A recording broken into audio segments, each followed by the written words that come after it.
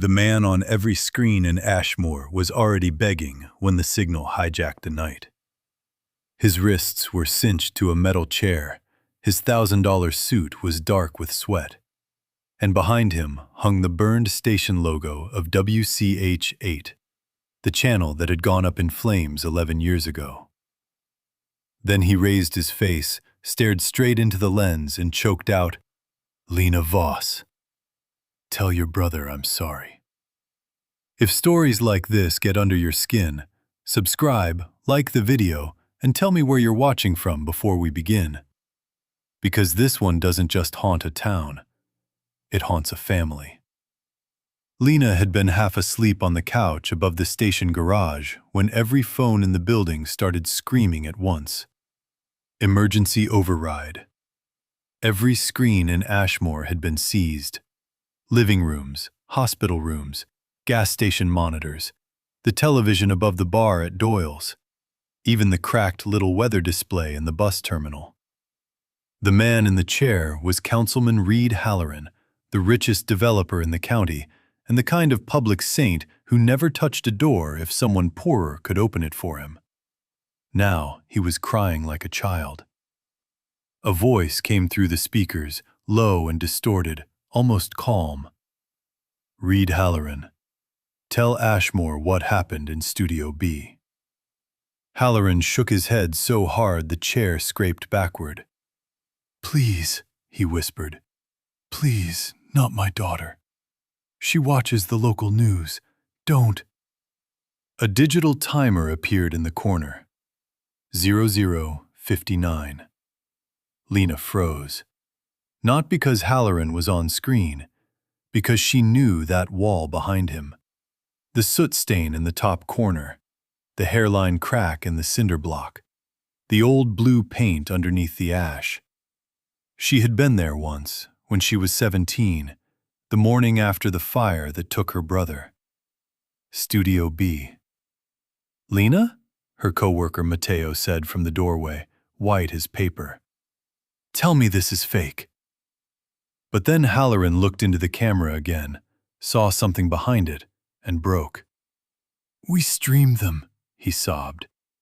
"I never touched them. I swear to God, I just funded it. I just kept it running." Mateo whispered, "Oh my God." The voice said, "How many children died?" Halloran tried to speak. Nothing came out. The timer hit 12 seconds. Lena lunged for the control board, trying to trace the source, but whoever had hijacked the signal knew exactly what they were doing. Old analog relay, hard patch, no digital fingerprint. Someone understood broadcast engineering. Someone old school. Someone like Micah. Her fingers stopped moving. On screen, Halloran whispered, 7. The voice answered, 9. Then the feed went black for 1 second. When it came back, Halloran was screaming. Not for long. The signal cut to static. The entire station stood in silence, except for the dry rattle of the speakers. Then the phones started ringing. Within 20 minutes, police found Reed Halloran exactly where the broadcast had shown him. Inside the ruins of WCH-8, in the chair. Dead. And Ashmore stopped breathing. By sunrise, every channel in the state had descended on the town. National outlets called it a revenge execution. True crime forums called it performance justice. Conspiracy pages said it was an AI fabrication staged by Halloran himself. But Lena knew one thing they didn't. Whoever had done this knew about Studio B. And in Ashmore, nobody talked about Studio B. Not after the fire. Not after the 9 missing kids whose cases had all somehow become runaways on paper.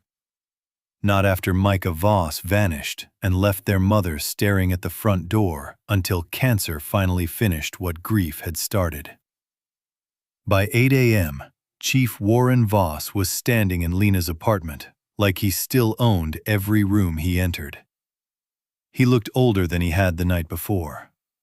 Bigger somehow, too. Like guilt had weight. "You stay away from this," he said. Lena laughed once. It came out ugly. "A man used my brother's name before he died, live on television. And your first instinct is to tell me to stay away?" Warren's jaw flexed. "I'm telling you as your father. You stopped getting to do that 11 years ago." That hit him. She saw it hit him. But he kept his voice flat. "You don't understand what this is." "Then explain it." "I can't. Or you won't." He took a step closer. "Whoever's behind this wants attention. Don't give it to them."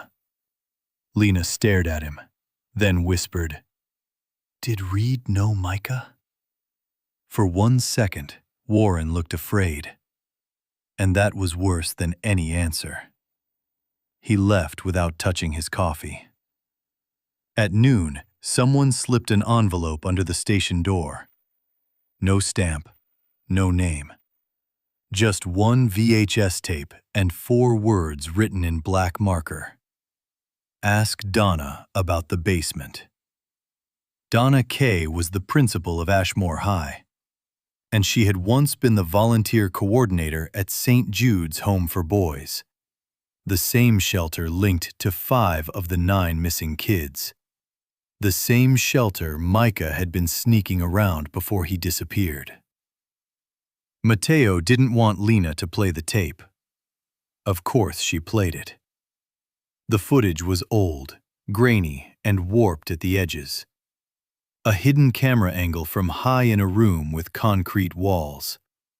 Boys sat on folding chairs in a circle, maybe 12, 13 years old, wearing neat, donated sweaters and the stiff smiles children wear when adults have told them to behave. A woman walked into frame. Donna Kay. Younger, blonde still on gray, carrying a clipboard. She said, "Remember, if you answer well tonight, somebody important might sponsor you." One of the boys raised his hand. It was Micah. Not as a victim, as himself. 17. Too skinny. Local station intern badge clipped crooked on his hoodie because he'd sneaked in wearing it. He said, "What happens if they don't answer well?" Donna turned, and the tape ended. Lena nearly dropped it. Mateo looked at her. "That's your brother?" She nodded, but it didn't feel real. The last official image of Micah had always been a school photo and a grainy missing poster. Smiling, annoyed at having his picture taken. Not this. Not defiant and scared at the same time. That afternoon, before police could lock down St. Jude's records, Lena broke in through a side office window she hadn't opened since high school.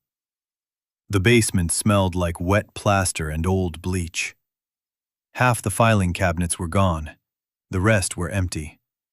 Except for one drawer that had jammed shut with rust. Inside was a stack of attendance sheets, each marked with a red stamp that made her stomach clench. Transferred to studio. No destination, no explanation. Just names. 9 of them circled. The same 9 children who vanished the year WCH-8 burned. At the bottom of the pile was a Polaroid. Donna Kay smiling between Halloran and Pastor Simon Hale, all 3 holding coffee cups like they were at some cheerful charity breakfast. Behind them, almost hidden by shadow, stood a teenage Micah. His face was bruised. Lena heard footsteps upstairs, heavy, fast. She killed her flashlight and pressed against the wall. Someone came down 2 steps, paused, then went still. A woman's voice, rough and low, floated into the dark. "You shouldn't have come alone." Lena turned so fast she hit her shoulder on the pipe behind her. The woman stepping into view looked about 35, maybe older. One side of her face carried a shiny scar from temple to jaw. Her hair was hacked short with kitchen scissor unevenness. Her eyes were what stopped Lena cold. Not because they were cruel, because they were tired. "I know who you are," the woman said. "You've got his eyes." Lena's mouth went dry. "Who?" The woman almost smiled, but it died halfway. "Micah." Lena took one step forward. "He's alive?" The woman's expression hardened. "That depends what kind of alive you mean." Before Lena could move, sirens screamed outside. The woman slipped something into Lena's hand, a motel key card, and backed toward a maintenance door. "Room 12, Sunset Motor Lodge. Come before dark if you want the truth. Come with police if you want a body." Then she vanished into the tunnel behind the furnace room. At 6:14 p.m., every screen in Ashmore flickered again. Parents ran into living rooms. Cops abandoned traffic stops. Nurses rolled TVs into hallways. This time, Donna Kay was in the chair. Her pearl earring was missing, and blood had dried at the corner of her mouth. She was trying so hard to hold herself together, it looked painful. The same distorted voice said, "Donna, tell the town what the basement was for." Donna swallowed. "It was evaluations." "For what?" She closed her eyes. "For the feed." The whole town heard it.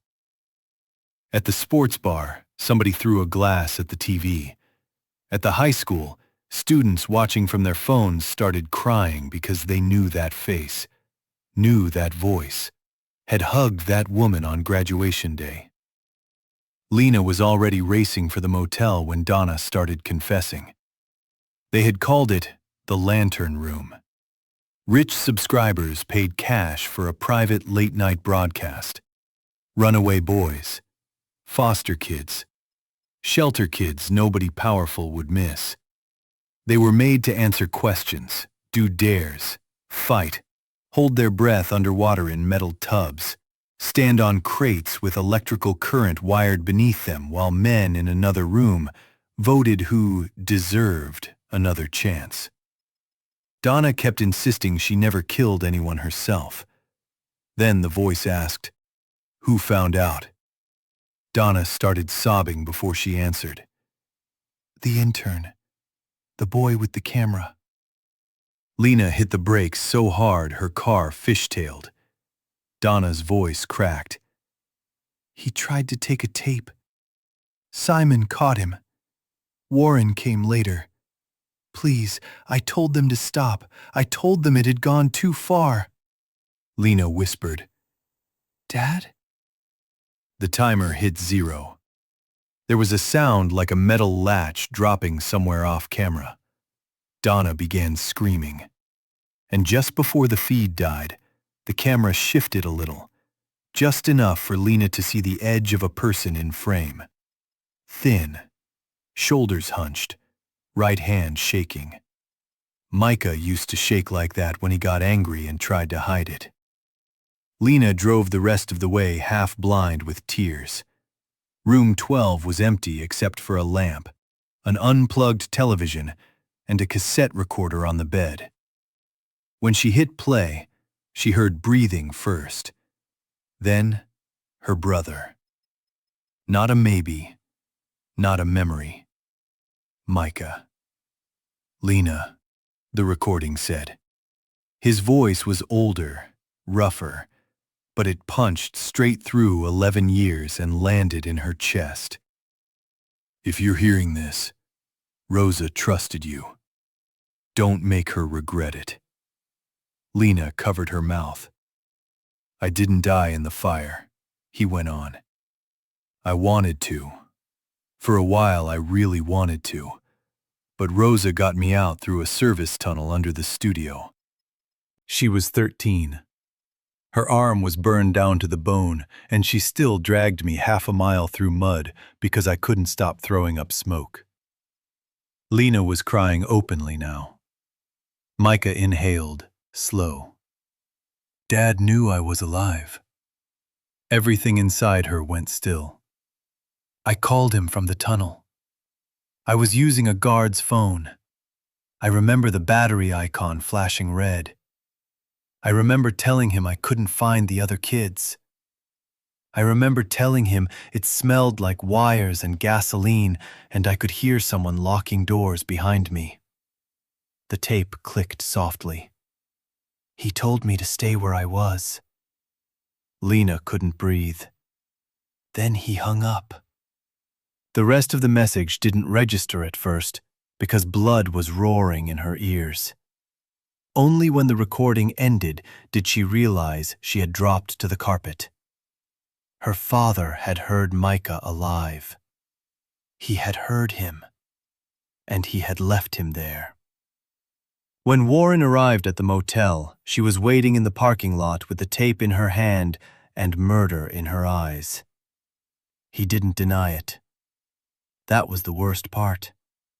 He just stood there under the buzzing vacancy sign, looking like a man who had rehearsed his shame for years and still had no way to make it smaller. I was ordered to pull back, he said quietly. By who?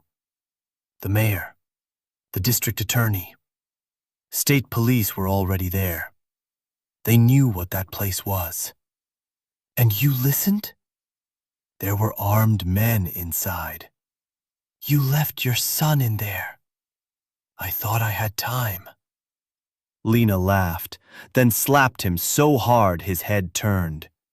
You thought you had time? She said. Mom died waiting for a boy you knew wasn't dead. His face broke then. Not all the way, but enough. I sent people looking. Not publicly. They told me if I pushed, you'd disappear too. She stared at him. There it was. The excuse that had probably kept him sleeping in 20-minute fragments for 11 years. Fear dressed up as protection. You don't get to hide cowardice inside love, she said. He flinched like she had cut him. Then his radio exploded with static. A voice came through, distorted, familiar. Chief Voss, you should get home. The town is ready for your testimony. The line died. Warren went for his squad car. Lena ran after him. When the third broadcast hit, it didn't happen in secret. It hit during the emergency town hall meeting on the projector behind the mayor, in front of 200 people packed shoulder to shoulder and 3 local reporters broadcasting live.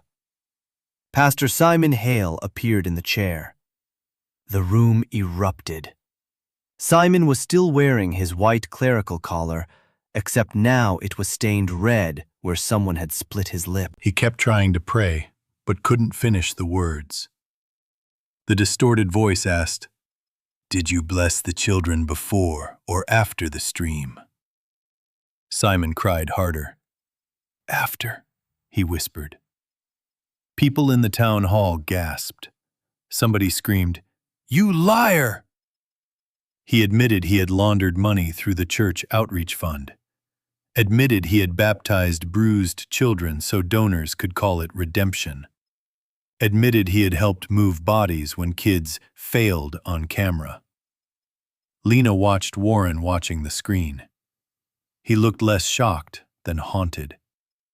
Then Simon lifted his head and stared into the camera with sudden, raw desperation. "Micah," he said, "please, your sister doesn't know what you did after." The room went dead silent. Lena's whole body turned cold. The voice behind the camera changed. Just one sentence. No distortion this time. Don't. Micah. It was him. Not just alive, running the broadcast. Simon almost smiled, like he had found a knife and intended to use it. You filmed too, he rasped. Tell her about the man at Mile Bridge. Tell her how revenge started with someone innocent. Lena felt the floor move beneath her. Micah stepped into frame for the first time. Gaunt, hollow-cheeked, burn scar up the side of his neck. Eyes darker than she remembered, but his face was still her brother's face. Destroyed, older, but his. The entire town saw him at once. So did Warren. Micah looked into the lens, straight through it, straight into Lena. I wasn't innocent anymore by the time I came back, he said. Then Rosa's hand shot in from off-screen, yanked him back, and Simon's chair dropped through a trap in the floor. The feed died on the sound of Lena screaming his name. Ashmore didn't sleep that night. Neither did Lena. She drove to the old transmission ridge alone because she knew where Micah would go if he wanted the whole county watching. The analog tower above WCH-8. The place he used to sneak her as kids because he swore you could hear thunder before storms got permission to arrive. She found the service hatch open. Inside, the air was hot with dust and machine oil. Old monitors flickered green. Power cables snaked across the floor. Tapes were stacked in milk crates like relics pulled from a grave. And in the middle of it all sat Micah. Not in a chair, on the floor, knees up, elbows resting on them, looking exhausted enough to drop where he was. For a moment, neither of them moved. Then Lena crossed the room and hit him. Not hard enough for damage, hard enough for history. He accepted it. Just let his face turn with it. You were alive, she said, and her voice came apart. You were alive. Micah nodded once. Yeah. She hit him again, then collapsed against him and started sobbing. And when his arms came around her, they shook worse than his hand ever had. I wanted to come home, he whispered into her hair. I just didn't know who'd be walking through the door.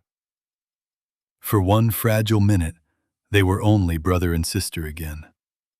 Then Rosa emerged from the dark with a shotgun and ruined it. He told me you'd try this first, she said. She looked even more frightening under tower light. Not because of the scar, because there was nothing left in her face that expected mercy. You said he killed an innocent man, Lena said, turning to Micah. Micah didn't answer. Rosa did. A guard. 3 years after the fire. Mile Bridge. He begged too. He beat children for tips, Micah said quietly. That's not what I asked. His eyes found hers. No, he wasn't streaming that night. He was buying cigarettes. The truth landed like ice water. There it was. The rot revenge leaves inside a person once it stops caring where the line used to be. Lena stepped back. Micah looked like he wanted to disappear. Rosa didn't.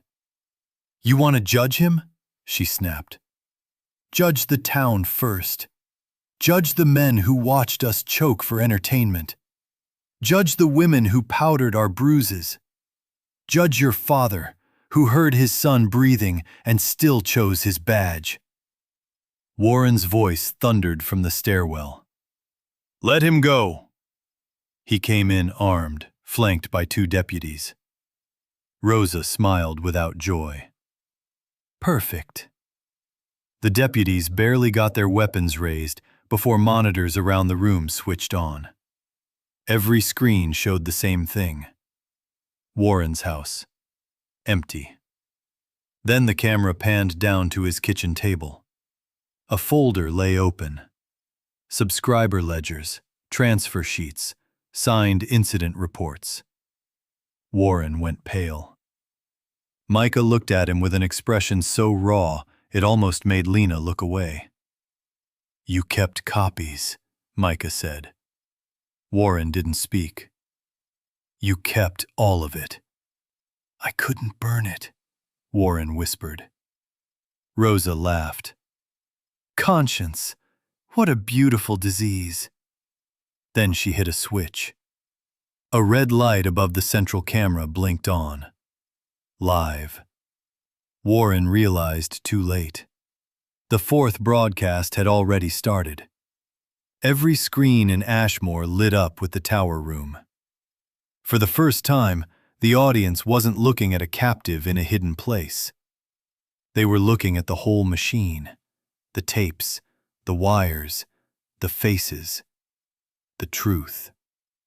Rosa shoved Warren into the chair and zip-tied him so hard he grunted. The deputies were disarmed in seconds. Micah didn't move to help either side.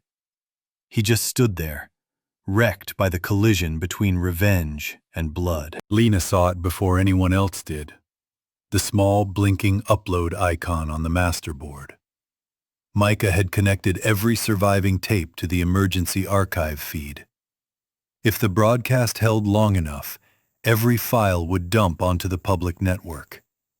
Every name, every face, every subscriber. No more rumors. No more alleged. No more buried sons. Rosa followed her eyes and smiled. "At midnight," she said, "all of Ashmore gets to watch itself." Lena looked at the timer. 4 minutes. Then she saw the wired detonators taped beneath the console.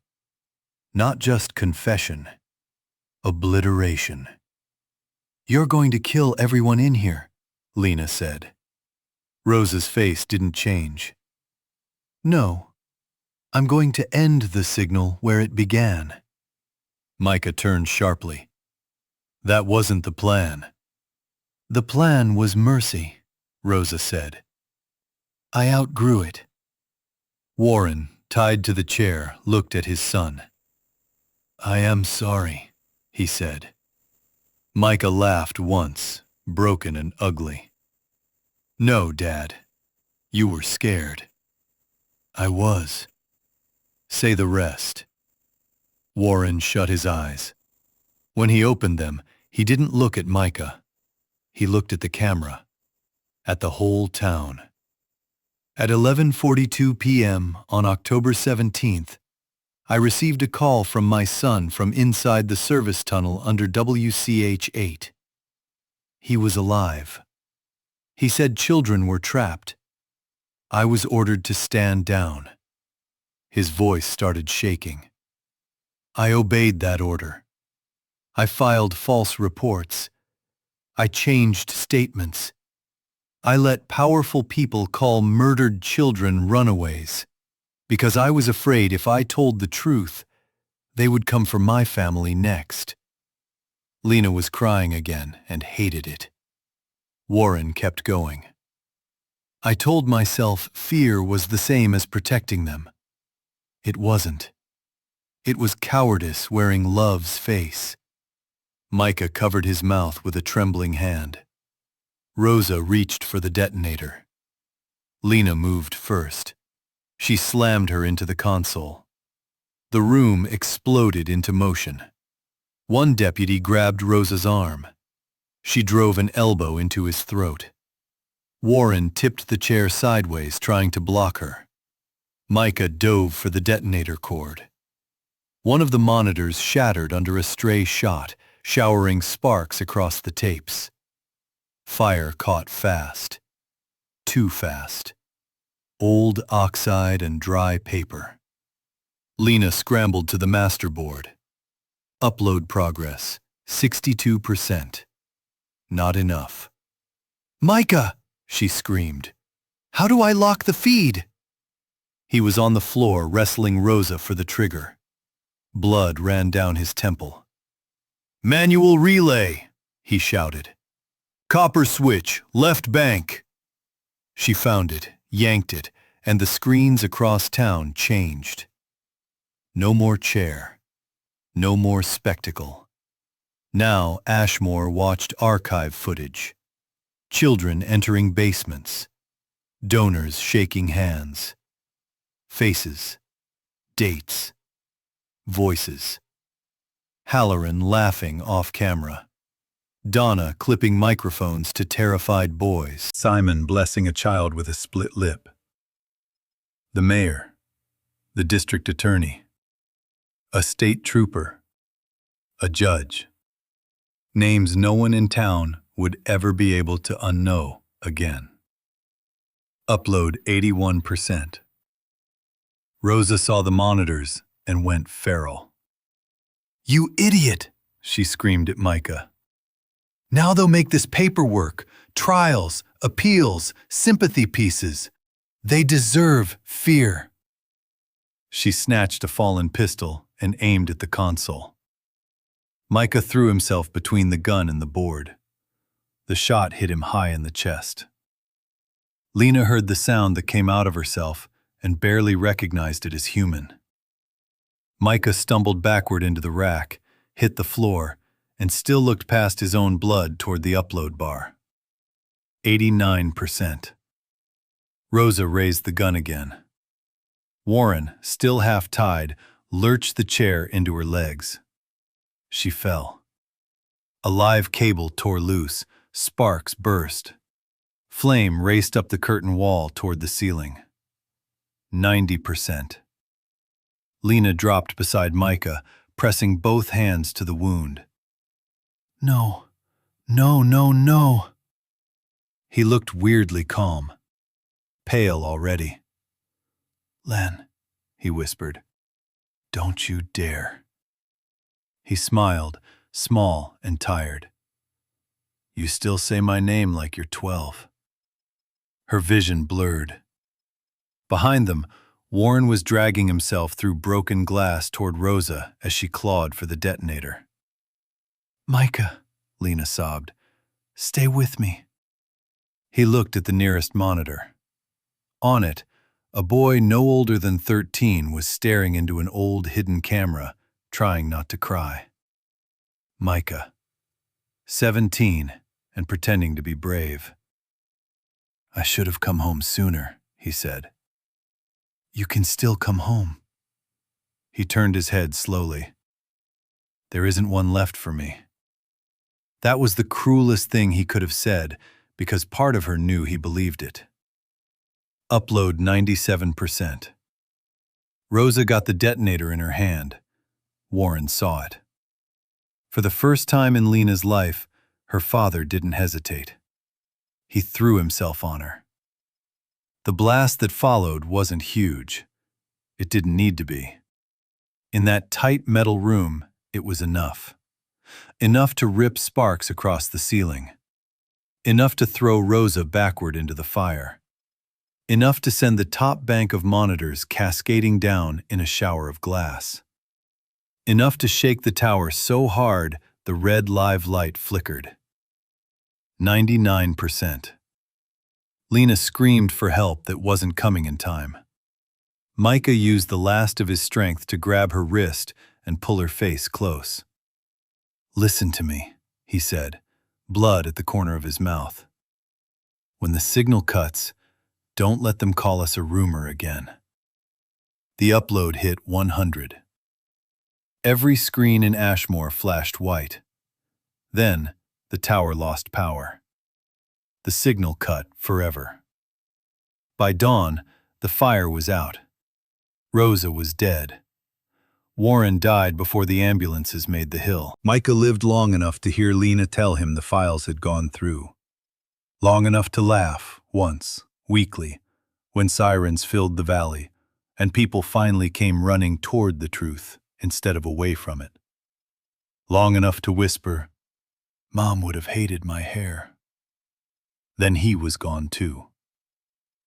In the weeks that followed, Ashmore cracked open. Arrests, resignations, federal indictments, mass graves near the river that made grown men vomit into the weeds when the first shoes were uncovered. People who had spent years calling 9 children runaways started saying their names on camera with trembling mouths. The station ruins were torn down. The tower came with them. And Lena, who had once edited bake sale recaps and weather delays for a town addicted to forgetting, used the surviving footage to make sure forgetting never got that luxury again. She never forgave her father. She didn't forgive Micah either. Love is not a pardon. That was one of the hardest things she learned. But on certain nights, when the house settled and the air went still, she could almost hear the old hum of analog current in the walls, and she remembered the last clean thing Micah had done. He stopped turning pain into entertainment just in time to turn it into proof. For the first time in 11 years, Ashmore went silent long enough to hear the dead. And if someone you loved came back carrying both the wound and the weapon, would you save them or stop them?